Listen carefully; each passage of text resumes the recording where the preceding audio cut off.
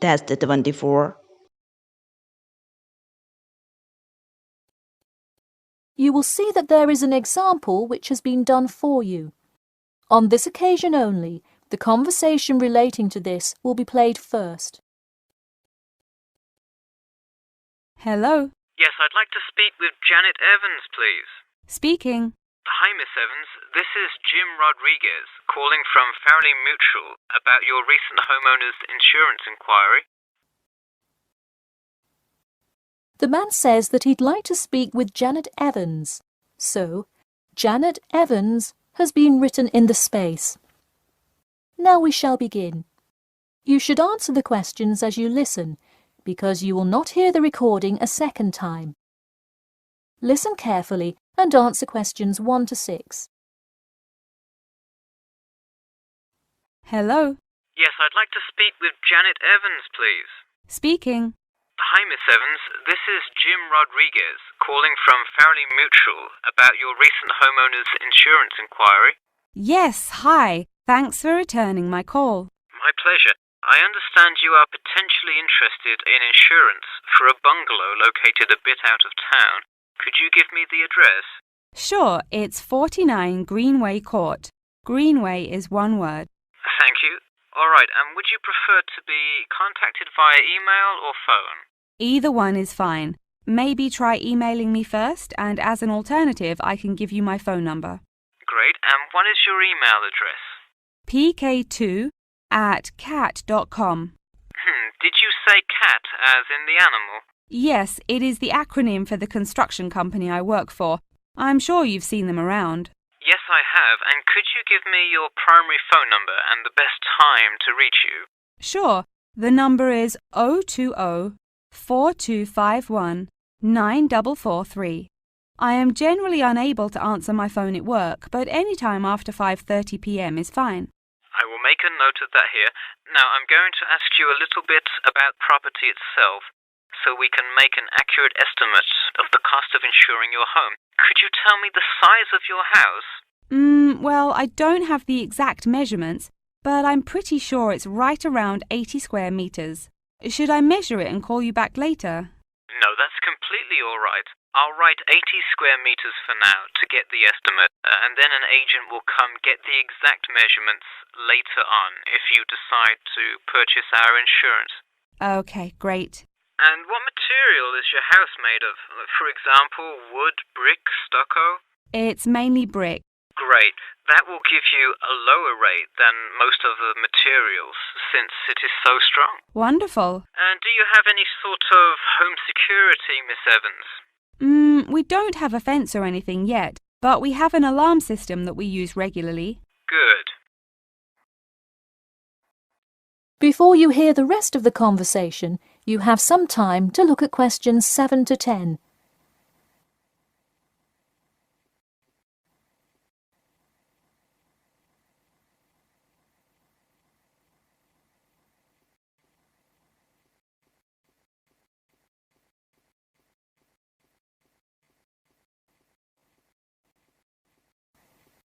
Now listen and answer questions 7 to 10. Now, I'll go through a number of things we offer coverage for, and I'd like you to tell me which items you want your policy to cover. Okay. We'll start with the building itself first. Would you like us to cover incidental damage to the structure to your house? Absolutely. Splendid. And the contents inside your house? We usually cover all items with an appraised value of about £200. Would you like us to cover theft and damage beyond natural wear and tear? I will let you know that the second option here will come with a considerable increase in your rates. I think I'd just like the contents of the house to be covered against theft then. All right, and would you like any other insurance? Fire, flood, etc.? Yes, I definitely want flood coverage. It rains a lot here and the drainage system in the area is not the greatest. Okay, I am calculating your quotation now. It will just take a second. It looks like your annual insurance rate will be £148.30. Thanks, that seems somewhat reasonable. I would like to take some time to think about it. How long does it take to begin receiving coverage after signing up? It depends on the time of year. It can take anywhere from 2 to 6 weeks. I would say if you sign up by July the 1st, you could start your coverage by August the 1st. I see. Okay, thanks for your help. Should I call you back at this number when I have made my decision? Yes, please. And so that we can look up your account faster, I'll give you a reference number that you should provide when calling. Ready? Yep. It's TR278Q. Got it. Thanks. Thank you, and have a nice day. That is the end of section 1. You now have half a minute to check your answers.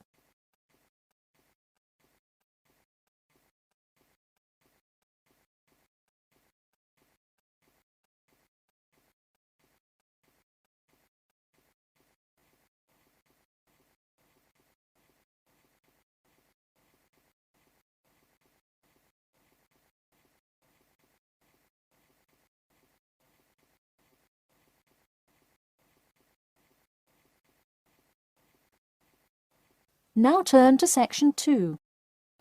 Section 2. You will hear a talk about a pool and outdoor venue created by some people.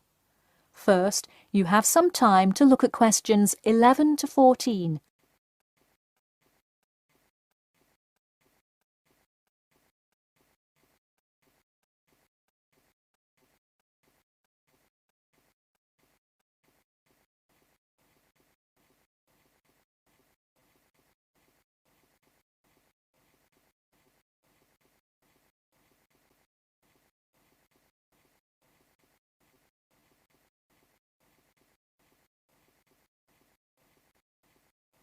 Now, listen carefully and answer questions 11 to 14.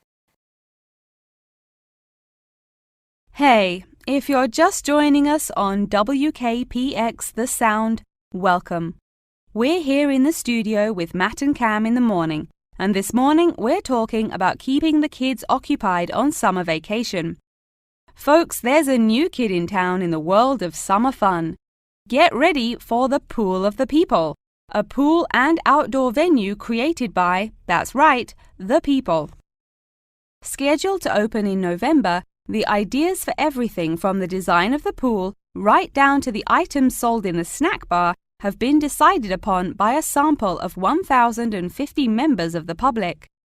The public selected 2 top proposals from over a dozen created by renowned architect Ned Mosby, and the final design is truly something else.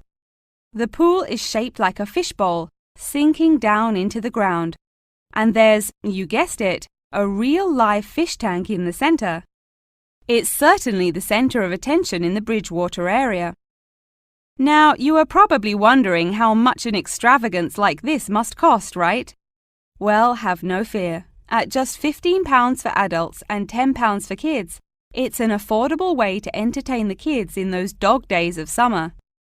The only problem now is the possibility that it will in fact become too popular.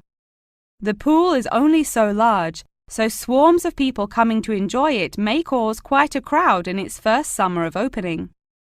There will be an opening party for a select audience, and in line with the pool's mission, the people have decided on all the arrangements.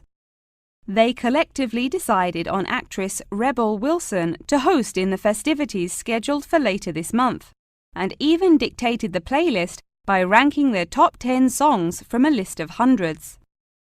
There is some discrepancy, however, on the sculpture design for the foyer at the entrance. The people elected a jellyfish sculpture to greet entering visitors, but given last week's vicious attack by a box jellyfish on a local youth, coordinators fear it will bring too much fear to patrons. Before you hear the rest of the talk, you have some time to look at questions 15 to 20.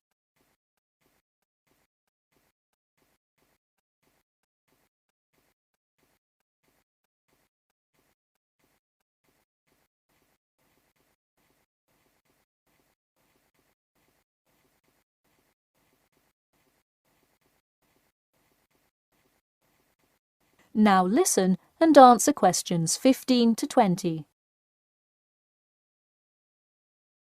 The theme of the clubhouse is set to be International Waters, with a different section representing each continent, designed by the legendary local artist Roberta Annuzzi.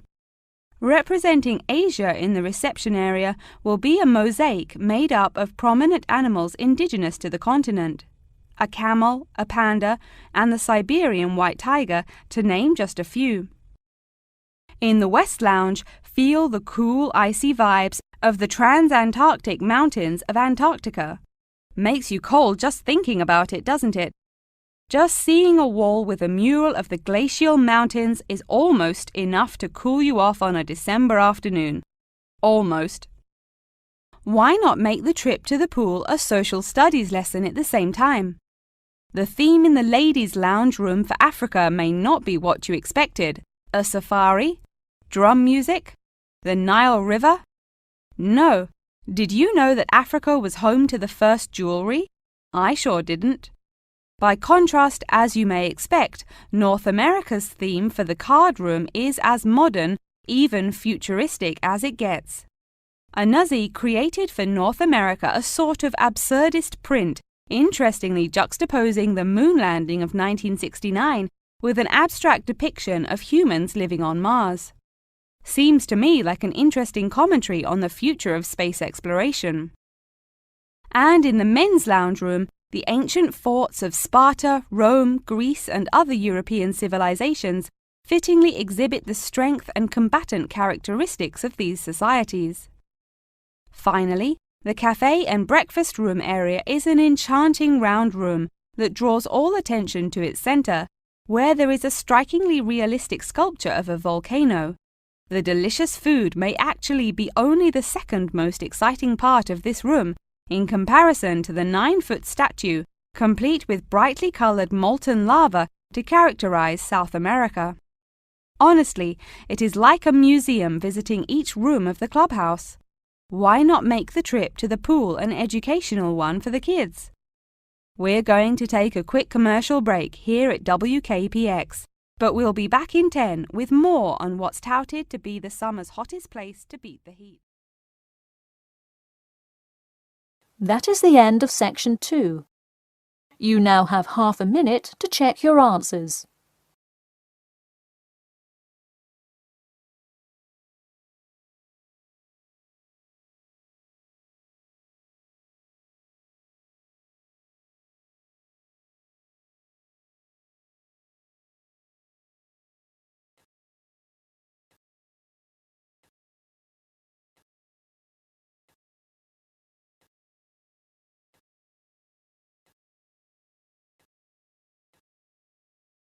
Now turn to section 3. Section 3. You will hear two students called Jimmy and Kathy talking to their tutor about the current research paper. First, you have some time to look at questions 21 to 25.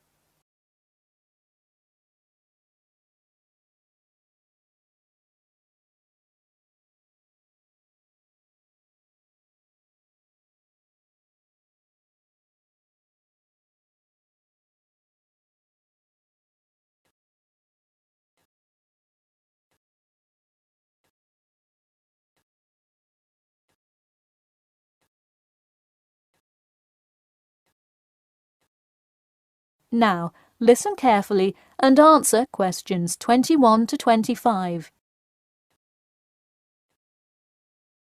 Before we start, Jimmy and Kathy, thanks for coming in today to talk about your current research paper. Well, I will also give you some suggestions for your future presentation later. That's great. OK, I've read the introductory chapter, and so far I like where you're going with your research, you two. Thanks. What did you think of the procedure section? I haven't got there yet. I'll get to that and the results and discussion section in a bit. Oh, if you haven't read the rest, are you just saying you like the introduction? No, the layout is really well done. You have each section clearly marked and have the header and footer perfectly formatted. And your title page is right on the money. A lot of students have trouble with that one. To be honest, we did refer a lot to the example we received in class. That's good to do for spacing and layout, as long as you're not also copying the information.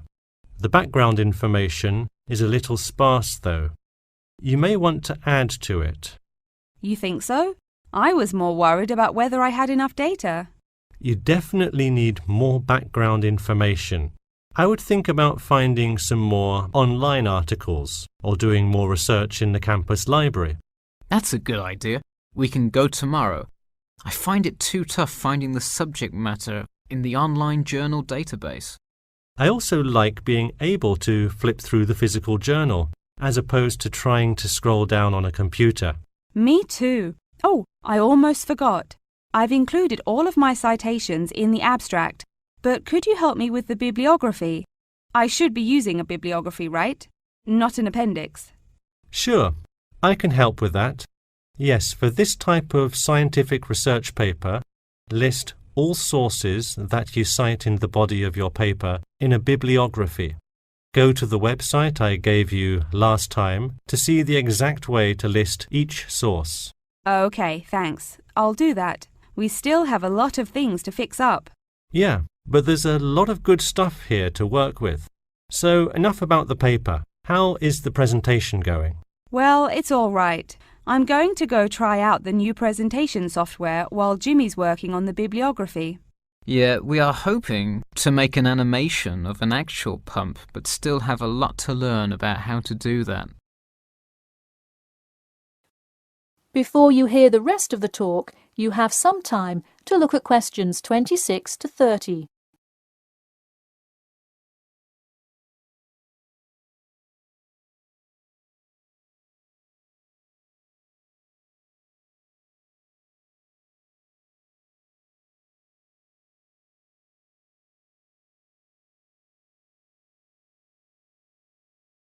Now, listen carefully and answer questions 26 to 30.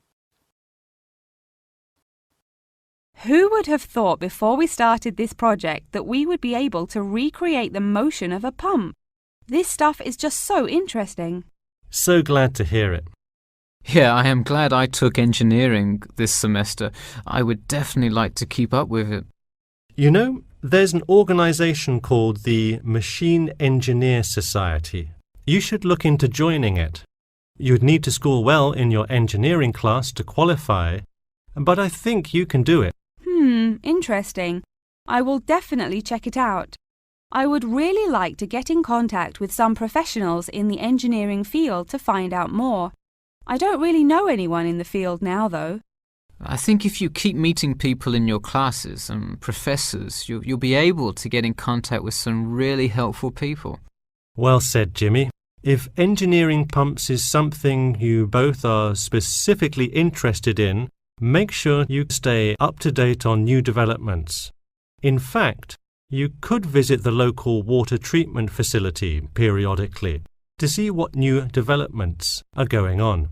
That may be a good way to get some practical experience.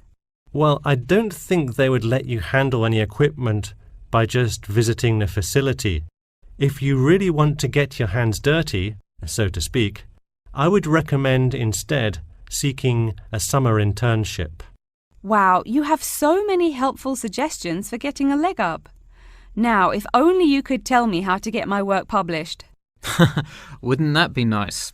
Well, honestly, all you really need to do is, once you have a dissertation, present it. Present it often and to many audiences, and once you get feedback, adjust it. You'll get published one day. Wow, this meeting has been truly inspiring. Thanks for your help. That is the end of section 3. You now have half a minute to check your answers.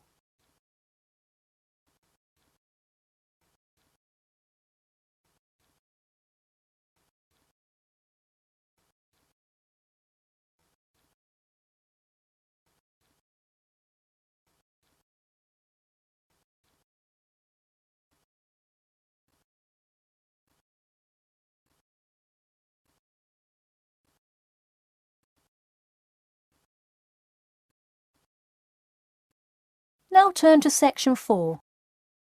Section 4. You will hear a talk about amber, the formation of amber and its applications in different fields. First, you have some time to look at questions 31 to 40.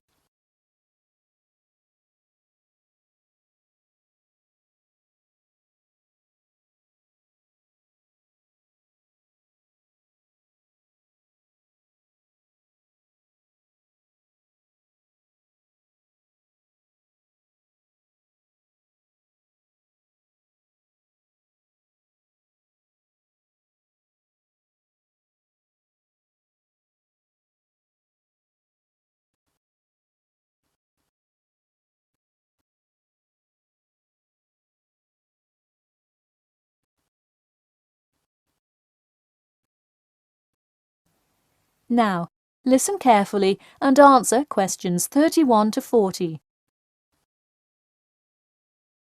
Tonight I'm going to present an overview of the research on amber. Okay, I'll start by giving a brief introduction about amber, then talk about the formation of amber, and then describe amber's applications in different fields. First of all, what is amber? Amber is not a stone, but is ancient fossilized tree resin, which is the semi-solid amorphous organic substance secreted in pockets and canals through epithelial cells of the plant. And why is resin produced? Although there are contrasting views as to why resin is produced, it is a plant's protection mechanism. The resin may be produced to protect the tree from disease and injury inflicted by insects and fungi. Amber occurs in a range of different colors.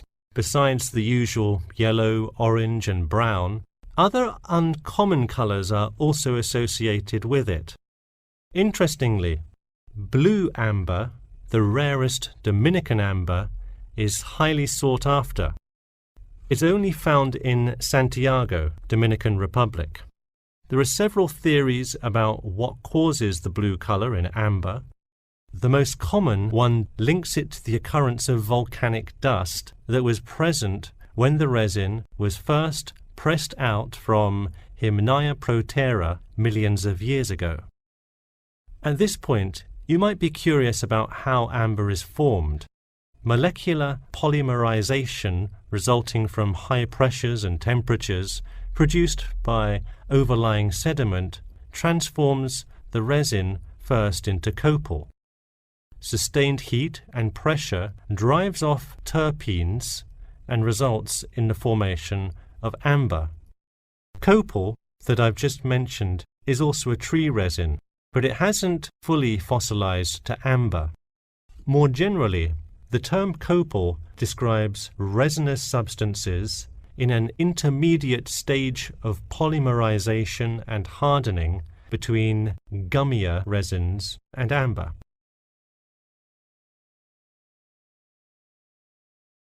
So where can we find amber? It can be found on seashores. The main producer worldwide is Russia. In fact, about 90% of the world's available amber is located in the Kaliningrad region of Russia, which is located on the Baltic. Here, the resin is washed up on the coast after being dislodged from the ocean floor by years of water and ocean currents. However, exposure to sunlight, rain, and temperate extremes tends to disintegrate resin. This also indicates that amber is not really an ideal fossil preservative for most uses. We've already learned that amber is made of tree resin. It often includes insects that were trapped within the tree many millions of years ago. A piece with a visible and well-arranged insect is generally valued much higher than simple, solid amber. One Dominican amber source reported finding a butterfly with a 5-inch wingspread. This is both a large and unusual find, and most butterfly specimens have no more than a 2-inch wingspan. Inclusions in Dominican amber are numerous, 1 inclusion to every 100 pieces. Baltic amber contains approximately 1 inclusion to every 1,000 pieces. Now that you have a basic knowledge of amber, I'd like to talk a bit about amber's application in different fields. First, amber is appreciated for its colour and beauty. Good quality amber is used to manufacture ornamental objects and jewellery. For instance, using a variety of exclusive, first-class quality natural Baltic amber with silver to make natural amber jewellery. But due to the biodegradation of amber fossils, people with amber jewellery have to take special care of it to ensure that the amber is not damaged. It was previously believed that amber worn on the neck served to protect one from diseases of the throat and preserved the sound mind. Callistrate, a famous doctor in the Roman Empire, wrote that amber powder mixed with honey cures throat, eye, and ear diseases, and if it is taken with water, eases stomachache. While the mystery around that use of amber has not been cleared, one thing is sure: it will help effectively to defeat small malaises. Amber has even been used as a building material. Amber created the altar in St. Brigida Church in Gdansk, Poland. In St. Petersburg, Russia, the walls of the famous Amber Room were lined with intricate carvings and inlaid designs. This palace room is being reconstructed from photographs and can be visited at the Catherine Palace, located in the town of Tsarskoye Selo. And finally, the fourth use of amber is that... That is the end of section 4. You now have half a minute to check your answers.